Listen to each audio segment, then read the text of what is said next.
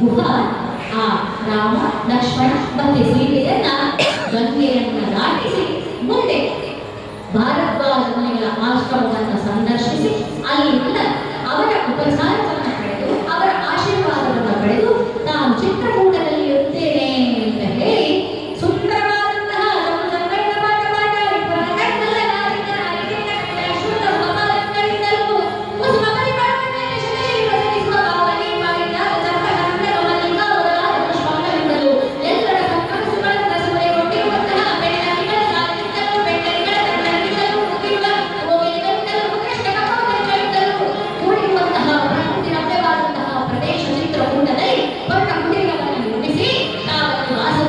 ಪ್ರಾರಂಭ ಮಾಡಿದ್ದಾರೆ. ಇದೀಗ ಶ್ರೀರಾಮಚಂದ್ರ ಚಿತ್ರಕೂಟದಲ್ಲಿದ್ದಾರೆ ನಿಂತ ಕಡೆಯಲ್ಲಿ ಯಾರದು ರಾಮ ಅಳುತ್ತಿರುವಂತಹ ದಶರಥ ತಾನು ರಾಮ ಲಕ್ಷ್ಮಣ ಸೀತೆಯನ್ನ ಮತ್ತೆ ಈ ಅಯೋಧ್ಯೆಯಲ್ಲಿ ಕಾಣುತ್ತಾರೋ ಅವರೇ ಭಾಗ್ಯವಂತರು ಅಂತ ಹೇಳ್ತಾ ತನ್ನ ಪ್ರಾಣವನ್ನೇ ತ್ಯಾಗ ಮಾಡಿಬಿಟ್ಟಿದ್ದಾನೆ. ನೋಡಿ, ದಶರಥ ಸತ್ತು ಹೋದ. ಪುತ್ರ ಶೋಕದಲ್ಲಿ ಸತ್ತು ಹೋದಂತಹ ದಶರಥನ ದೇಹವನ್ನು ಕೈಯ ದೋಣಿಯಲ್ಲಿ ಇರಿಸಿ ಇದೀಗ ಅರಾಜಕತೆ ಉಂಟಾಗಬಾರದು ಅಂತ ಹೇಳಿ ಕೇಕೆಯ ದೇಶದಲ್ಲಿ ಇರತಕ್ಕಂತಹ ಭರತನನ್ನ ಕರ್ಕೊಂಡು ಬರಲಿಕ್ಕೋಸ್ಕರವಾಗಿ ವಸಿಷ್ಠರು ಶೀಘ್ರಗಾಮಿ ಕುದುರೆಗಳನ್ನು ಕಳಿಸ್ತಾ ಇದ್ದಾರೆ.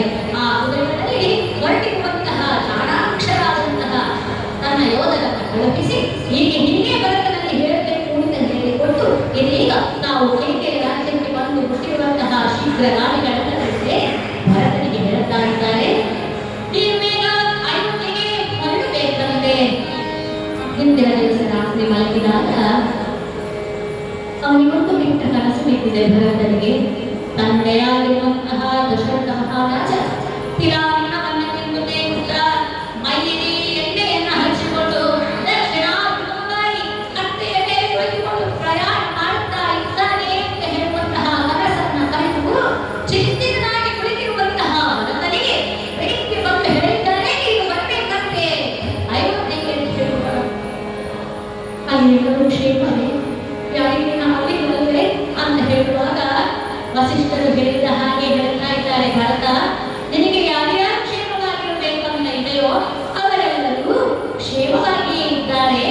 ಐಶ್ವರ್ಯ ಲಕ್ಷ್ಮಿಯು ನಿನಗೆ ಹಾರ ಹಾಕಬೇಕು ನೀವು ಅಂತ ಹೇಳಿ ವಿಜಯದ ಹಾರವನ್ನ ಹಿಡಿದುಕೊಂಡು ಕಾಯ್ತಾ ಇದ್ದಾರೆ ಇನ್ನುವ. ಆದರೆ ಚಿಂತೆಯಲ್ಲಿರುವಂತಹ ಭರತನಿಗೆ ಅವರ ಮಾತಿನ ಒಳಮರು ಅರ್ಥ ಆಗಿಲ್ಲ. ಚಿಂತೆಯಲ್ಲೇ ಬರ್ತಾ ಇದ್ದಾನೆ. 7 ರಾತ್ರಿಗಳ ಕಾಲ ಪ್ರಯಾಣವನ್ನು ಮಾಡಿ ತಾನು ಬರ್ತಾ ಇದ್ದಾನೆ. ಮಸಣನಂತೆ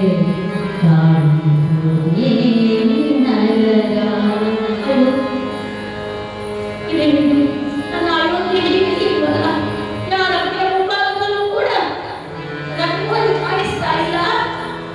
ರಾಜವೀಡಿಗಳೆಲ್ಲ ಈ ರೀತಿಯಾಗಿ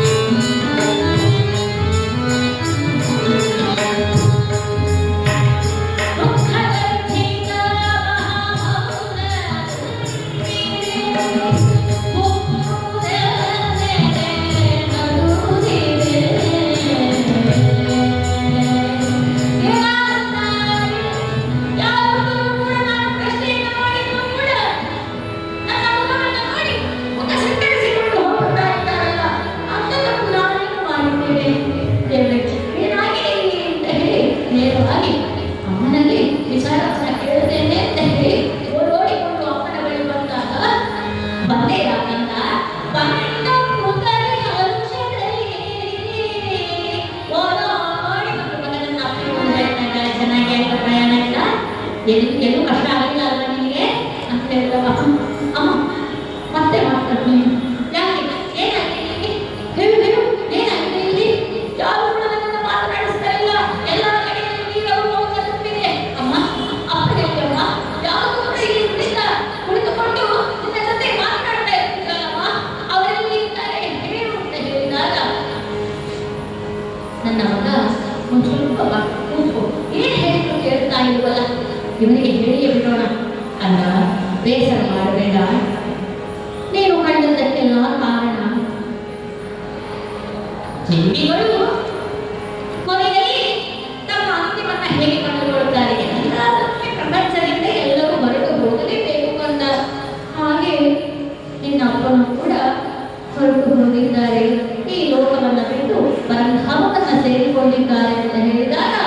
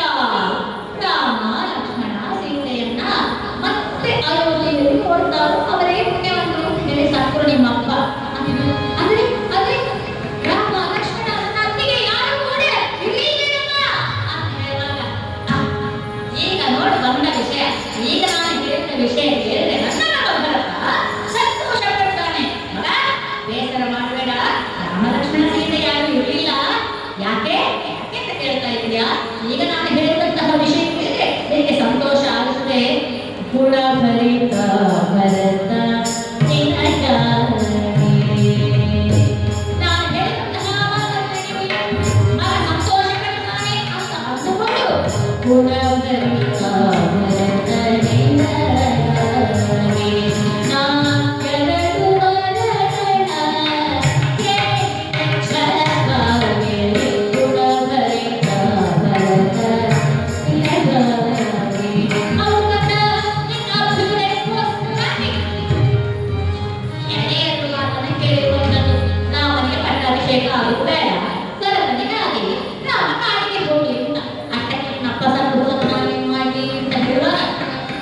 ಏನಂತೆ ನೀನು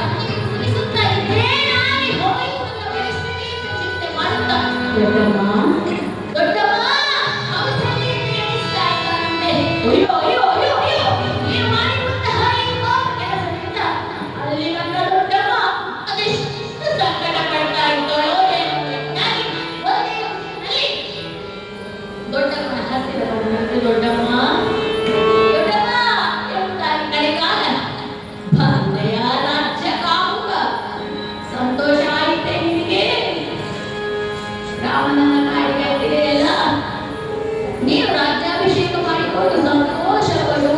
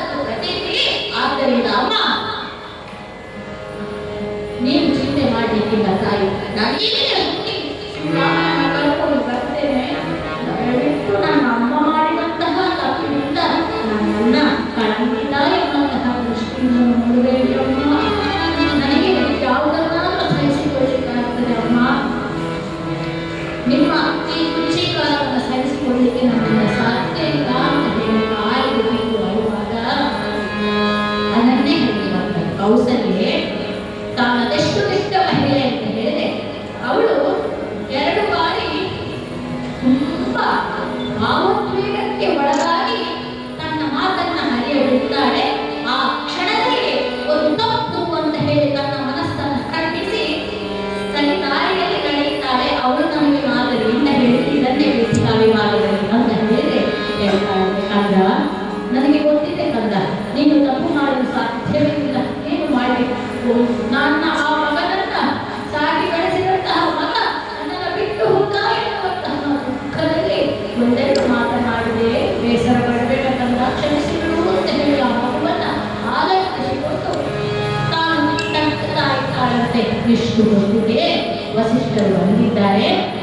ತೈಲ ದೋಣಿಯಲ್ಲಿರುವಂತಹ ದಶರಥನ ದೇಹವನ್ನು ಹೊರಗೆ ತೆಗೆದು ಅದಕ್ಕೆ ಬೇಕಾದಂತಹ ಅಂತ್ಯ ಸಂಸ್ಕಾರದ ವಿಧಿಗಳನ್ನೆಲ್ಲ ನಡೆಸಿ ಕಡೆಗೆ ಭರತ ಇನ್ನೇ ತಂದೆಯ ಅಂತ್ಯಷ್ಟಿಯೆಲ್ಲ ಮುಗಿಯುತ್ತಲ್ಲದೆ ಹೊರಡು, ಬೇಗ ಸಿದ್ಧನಾಗು, ನಿನಗೆ ಪಟ್ಟಾಭಿಷೇಕವನ್ನು ಮಾಡುತ್ತೇನೆ ನಡಿ ಅಂತ ಹೇಳಿದಾಗ, ಗುರುಗಳೇ ನೀವು ಕೂಡ ಈ ಭರತ ರಾಜ್ಯಕ್ಕೆ ಆ ಪಟ್ಟಕ್ಕೆ ಆಸೆ ಪಡುವವನು ತಿಳಿದುಕೊಳ್ಳಬೇಕಿಲ್ಲ.